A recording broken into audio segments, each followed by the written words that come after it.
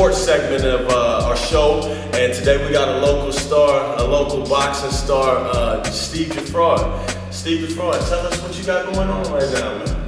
Well, currently I'm preparing for the 2012 Olympic Games. So I have to go to the 2011 Olympic trials, which I will be the #1 seed in.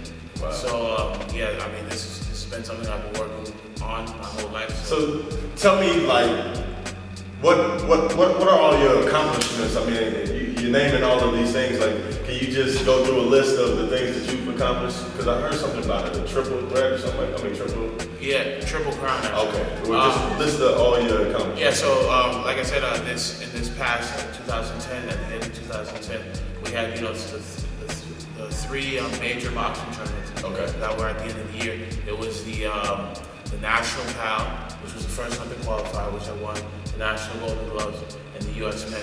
So I won all three in 1 year, which has never been done before that year. Wow. And they call that the triple crown. Okay. So yeah, and also in that year, I got the Athlete of the Year for the Team USA. So it was a great year to end off the year, and hopefully 2011 will be even better. I mean, so you're doing big things. Did you project this to happen? Did you think that you'll have this much success this early, or how is that? I mean, since I came into the gym, after like my first year, I knew, going to the 2012 Olympics was going to be my main goal. But so I mean, I was expecting, or at least I was planning and training hard to be, to be ranked #1 and stuff. But I definitely didn't expect to be, like winning triple crown and Athlete of the Year and all that stuff. So. I mean, no one trains to lose. You're a hard worker and all that type of stuff. But being the first to get a triple crown, man, that's a big accomplishment. Yeah, congrats to that. So we got right here. What is this? This is an article from what now? Yeah, this is an article from Ring Magazine, which is probably it is the most prestigious boxing magazine in the world for boxing. Ring Magazine. And this was an issue I was on. Floyd Mayweather was on the cover.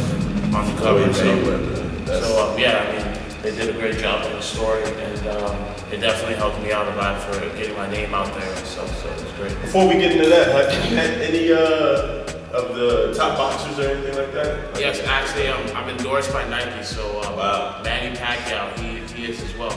He's also one of the other boxers that they have. So I had the opportunity to be. Nike flew me out there for the fight, and I was able to watch him fight in Dallas, in the stadium over there, against Antonio Margarito. And actually, after the weigh-ins, the night before the fight, I went to his room, and Manny Pacquiao was such a nice guy, Really? I was able to talk to him. I walked into his room, and there's probably maybe 20 politicians in there. So, if once you go into the Olympics and say whatever happens, and you turn a professional boxer, is there anybody that you would like to box? You definitely want to battle? I mean, not really. I mean, I'm guessing some of the guys in my division, whatever division I will be in, will be either on their way out and stuff. But I'm sure like some guys are passed out and stuff. They will probably still be around when I'm just getting in. Right. The reason why I asked that question is I'm a basketball player. You know that. I'm a basketball player. So I envision wanting to guard LeBron or guard Derrick Rose just to see how great they are. How fast they are. You see it on TV and stuff all the time. So I want to see how my defense and how my offense compares to them. So that's something that I would look forward to. Is there anybody like that for you?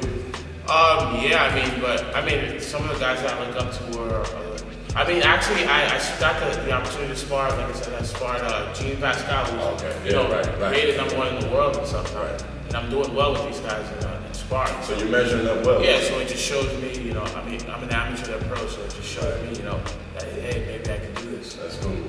So going back to this article, right here on the history part of it, talk to us about, it says, your mother, she was pregnant coming from Haiti, and she dropped you off at a babysitter's house and never came back. Talk to us more about that. What was that story?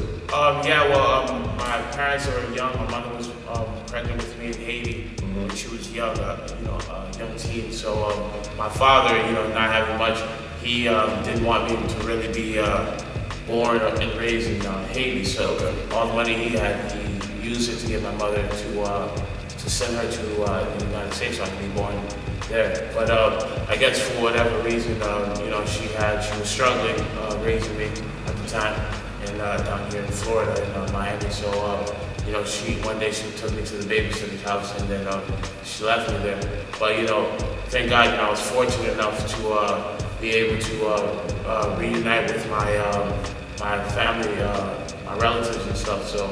And that's through the babysitter, or how would you? Yeah, through the babysitter. The babysitter actually knew a doctor that was able to reunite me with my grandmother who raised me.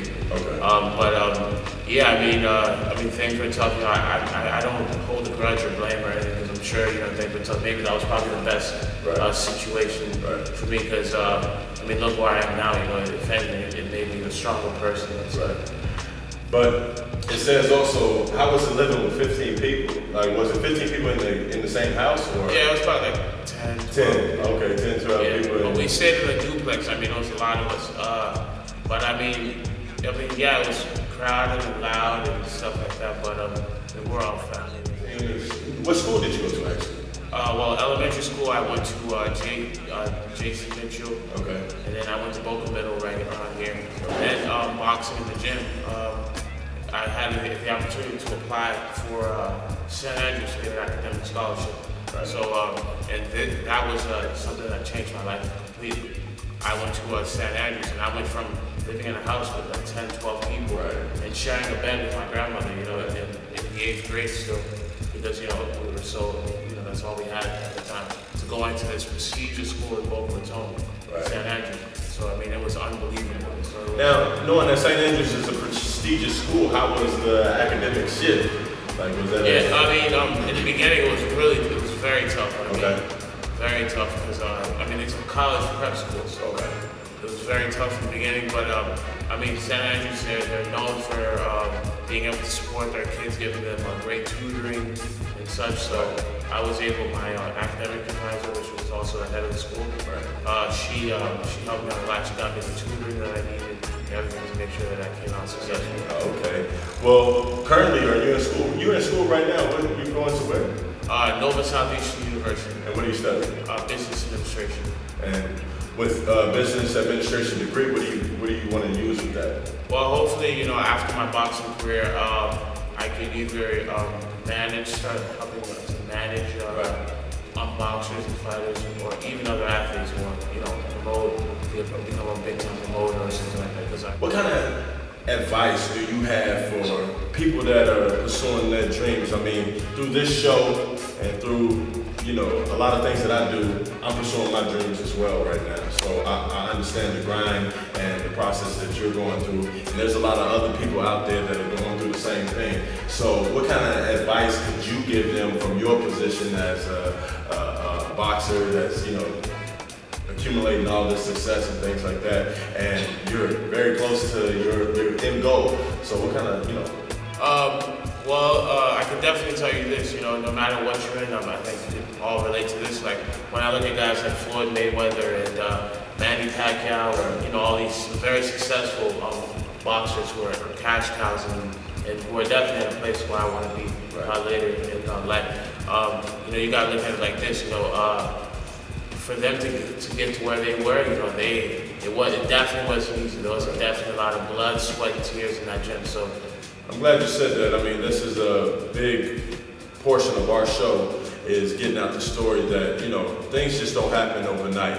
I think a lot of media displays that people become successful and, rich and wealthy overnight, and there are some things, certain occasions that happen like that, through a special event in media that, they got put in the right place at the right time. But for all those regular stories, you got to make it work, putting in the work and the time. And so we appreciate you coming on the show and, talking about that process and talking about that grind. And we definitely wish you much success, and I'm definitely going to be following you. We're going to have a follow-up and all that. We're definitely going to be following you, and we wish you all the success in the world, all right? Thanks so we appreciate you having you on the show. That's our segment with sports with Steve Geffrard, boxing.